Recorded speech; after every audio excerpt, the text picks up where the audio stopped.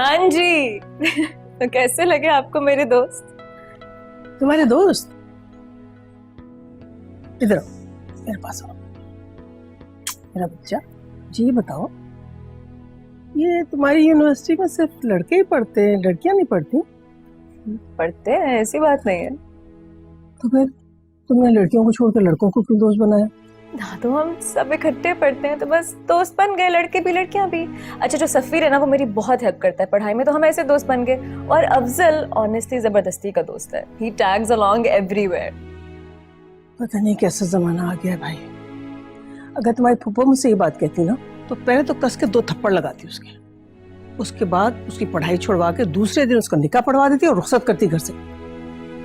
देखो मेरे चंदा, लड़के लड़कियों में दोस्ती नहीं होती, कभी भी नहीं, समझ गई? एक बात बताऊं, शुक्र है आप मेरी अम्मी नहीं है। तुम्हारे अब भी तो अम्मी हो। हम बिल्कुल सफीर के पेरेंट्स जैसी बातें कर रही हैं, ऑनेस्टली। क्या क्या क्या कहा तुमने?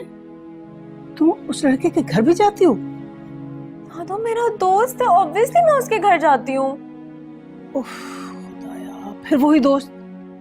अरे भाई, मुझे तो इस लफ्ज दोस्त पर ही सख्त एतराज है।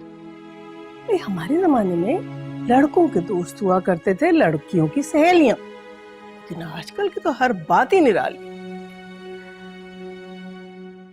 I give up, I am so sorry. क्या मतलब? मैं आपसे इस बारे में बहस नहीं कर सकती।